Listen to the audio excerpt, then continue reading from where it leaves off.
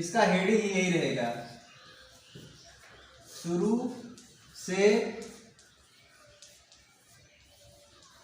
शुरू। शुरू से शुरू मतलब क्या होता है? आप जब पैदा हुए थे उसके बाद आपने बोलना सीखा, बोलने के बाद आपके माँ बाप ने आपको पेंसिल पकड़ना सिखाया और बहुत से गार्जियन ने क्या किया, बच्चों को स्कूल में डाल दिया। जब बच्चे स्कूल में गए उसके बाद उन्हें अध्यापक ने सबसे पहले क्या सिखाया? सबसे पहले यही अध्यापक तो सिखाते हैं कि ऐसे लाइन खींचो और ऐसे गोली बनाओ, यही तो सिखाते हैं। इसलिए इसको ऐसा सिखाते हैं कि अगर इसको बनाना बच्चे को आ गया तो उसको बहुत सी चीज़ें आ गई, यानी कि उसको पेंसिल पकड़ना आ गया, पहली बात कि पेंसिल को कैसे पकड़ना है ना। दूसरे नंबर पे उन्हीं दो अक्षरों से कई शब्द बन जाते हैं। जैसे ये लाइन अगर आ गया आपको खींचना तो हर अक्षर में आएगा का, आपको बनाना है तो गोली इधर लगाएंगे और इधर पूछ लटकाएंगे, का बन जाता है। खा अगर लिखना है तो खा में भी एक लाइन तो रहेगी ही ऐसी। उसके बाद फिर यहाँ पर ऐसे करके यहाँ पर भी गोली रहे, गोली इसमें भी आया ना। गा लिखना है, गा में भी देखो एक लाइन आ रही है। तो उसके बाद फिर यहाँ पर ऐसे गोली बन गया, लाइन इसमें भी है, ठीक है। घा लिखना है, घा में भी लाइन पीछे वाली है। और फिर ऐसे है, अंगा लिखना है आपको, अंगा में जो है ये लाइन नहीं है, लेकिन जब इतना आपको आ गया तो अभी आपको आ ही जाएगा लिखना, ठीक है। अब आपको चा लिखना, मान लीजिए अगर अध्यापक आपको चा लिखना सिखाएगा तो आपको ये लाइन तो खींचना ही रहा पहले से, क्योंकि सर्वप्रथम स्कूल में आपको यही सिखाया गया और चा को ले जाके ऐसे मिला दिया गया। छे लिखना है, अंगा आप जैसे बनाए थे उसमें थोड़ा दूसरी तरह से ऐसे कर दिए, छा बन गया। जा लिखना है, इस तरह से लिख दिए। इसी तरह से पूरा अक्षर आपको पढ़ना रहता है। इसीलिए आपको अध्यापक सबसे पहले क्या सिखाते हैं कि गोली बनाओ और लाइन खींचो, ठीक है।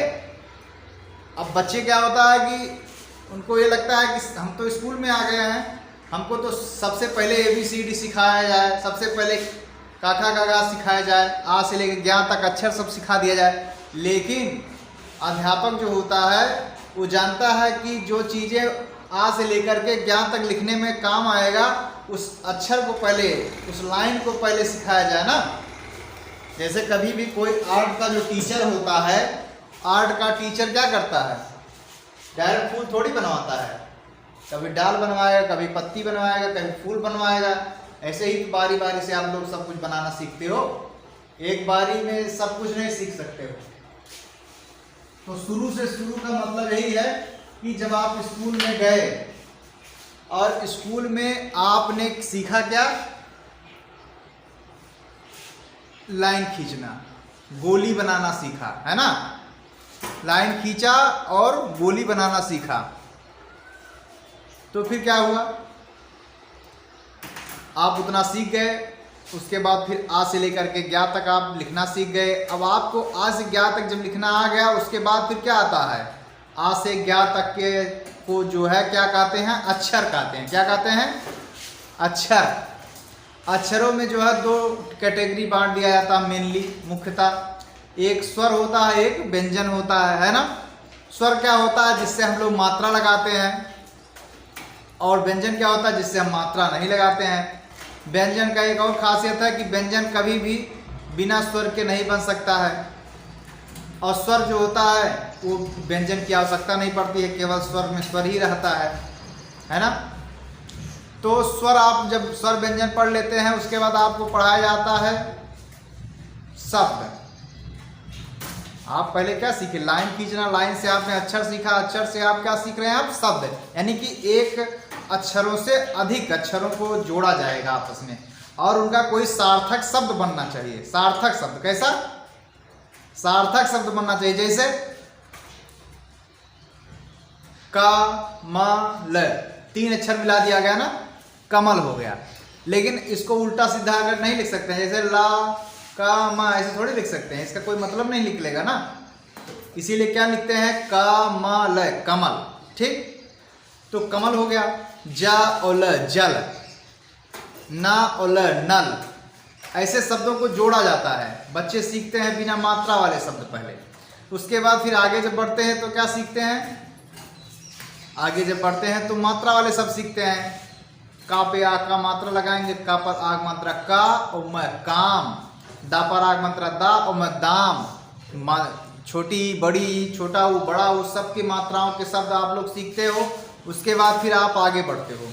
जब आप आगे बढ़ते हो तो फिर क्या होता है, शब्द आपने अक्षर सीख लिया, शब्द सीख लिया, अब पहुंचते हैं वाक्य पे। किस पे, मैं आपको जो बात कर रहा हूं इसमें शब्द भी हैं, अक्षर भी हैं और वाक्य भी हैं। ठीक है, वाक्य में ही तो बात कर रहा हूं आपसे कि मैं आप लोगों को पढ़ा रहा हूं। ये क्या है, ये एक वाक्य है ना। तो फिर क्या हो गया, आपने वाक्य सीख लिया और वाक्य में फिर प्रकार सीखते हो, कितने प्रकार के वाक्य होते हैं, है ना।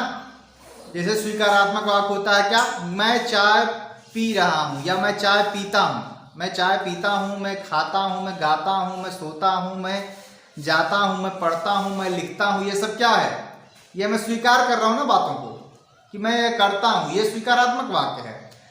फिर नकारात्मक वाक्य भी होता है, मैं नहीं करता हूँ, मैं नहीं जाता हूँ, मैं नहीं खाता हूँ, मैं नहीं पढ़ता हूँ, नहीं सब में आता है, वो नकारात्मक हो गया। प्रश्नवाचक वाक्य भी होता है।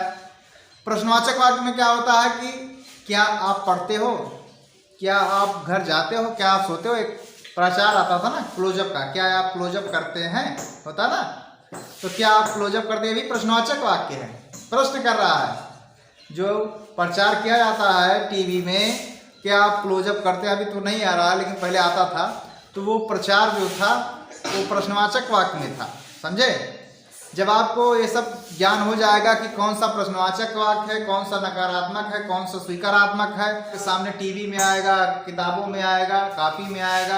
आपको निवेदन है कि आप लोग ज़्यादा से ज़्यादा चैनल का लाभ उठाएं और पढ़ें और अपने मित्रों के साथ शेयर करें। चैनल को सब्सक्राइब करें, लाइक करें और अगर कोई भी प्रश्न हो तो आप कमेंट करें, उसमें मैं कमेंट को देख करके उसका उत्तर आप लोगों के पास सेंड करूँगा। फ़ायदा ये रहेगा आपका, अगर आप सब्सक्राइब किए रहेंगे तो जो भी मैं वीडियो डालूंगा आपके पास डायरेक्ट पहुंच जाएगा वो वीडियो। बेल आइकन को दबाए रहेंगे तो आपके पास वीडियो पहुंच जाएगा और आपको कहीं भी अतिरिक्त भटकने की आवश्यकता नहीं पड़ेगी।